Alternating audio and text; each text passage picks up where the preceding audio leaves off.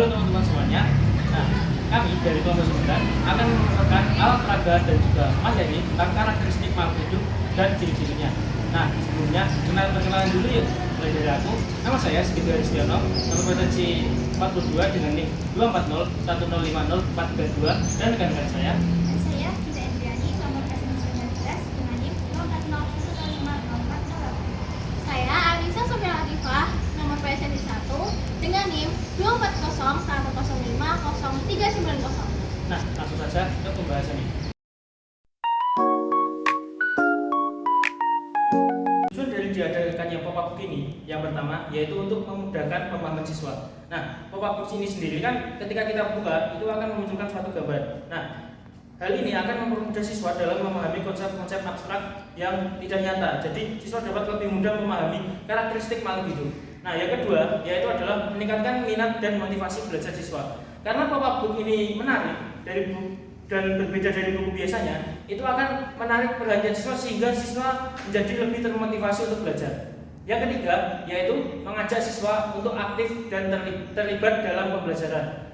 Pop-up book ini membuat siswa tidak hanya menjadi pendengar pasif, tetapi ikut berinteraksi dengan media-media ini. Misal ketika kita buka, ini akan menjelaskan tentang karakteristik bernafas, karakteristik makhluk hidup yang bernafas. Nah, jadi ketika siswa dengan pop-up book ini akan terlibat secara aktif, tidak secara pasif.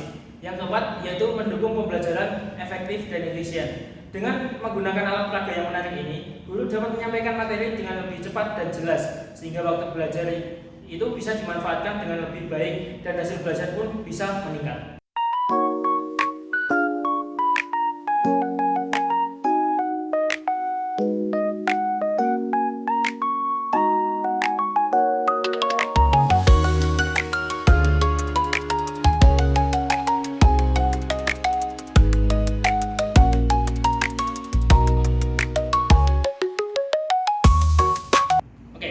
Kita akan masuk ke pembahasannya, yaitu karakteristik makhluk hidup. Nah, sebelumnya, apa sih makhluk hidup itu?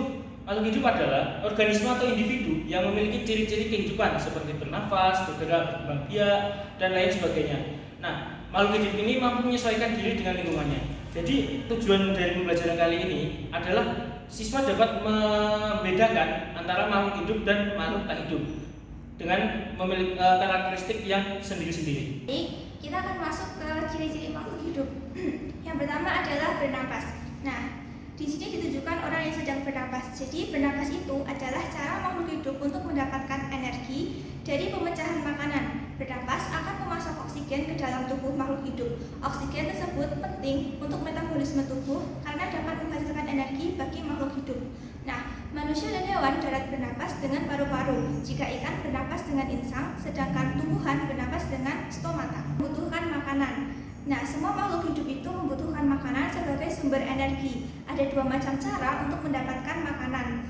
Yang pertama adalah autotrof dan heterotrof. Autotrof adalah kemampuan makhluk hidup untuk dapat menghasilkan makanan sendiri. Contohnya tumbuhan yang mendapatkan makanan dari fotosintesis. Kemudian yang kedua adalah heterotrof, adalah kemampuan makhluk hidup yang tidak dapat menghasilkan makanan sendiri. Jadi harus mendapatkan makanan dari organisme lain. Contohnya manusia yang habis makan nasi untuk dapat energi. Nah, nasi itu sendiri berasal dari organisme lain, yaitu tumbuh-tumbuhan. Di sini kemudian ada tumbuhan yang bisa melakukan fotosintesis dengan menyerap air dan cahaya matahari. Kemudian ciri yang ketiga adalah bergerak. Nah, setiap makhluk hidup itu pasti bergerak. Bergerak itu adalah kemampuan suatu organisme untuk berpindah tempat atau posisi. Nah, manusia dapat berjalan dan berlari, begitu pula dengan hewan. Bahkan tumbuhan ternyata juga bergerak loh. Misalnya, pergerakan bagian batang mengikuti cahaya matahari. Selanjutnya yang keempat ada peka terhadap rangsangan atau yang biasa kita sebut dengan iritabilitas. Peka terhadap rangsangan atau iritabilitas merupakan ciri-ciri makhluk hidup yang mengandalkan indera-indera pada tubuhnya untuk mendeteksi sentuhan ataupun rangsangan. Contohnya yaitu seperti kulit manusia yang sangat peka terhadap sentuhan udara panas ataupun udara dingin. Selanjutnya ada pada tanaman. Contohnya seperti tumbuhan putri malu. Ketika kita menyentuh daunnya, otomatis daunnya akan menutup karena mendapat rangsangan dari luar, yaitu Selanjutnya ada berkembang biak. Makhluk hidup akan terus melakukan perkembangbiakan atau bereproduksi untuk menghasilkan keturunan, sehingga makhluk hidup tersebut tidak akan punah. Yang selanjutnya ada tumbuh dan berkembang. Makhluk hidup pasti mengalami pertumbuhan dan juga perkembangan.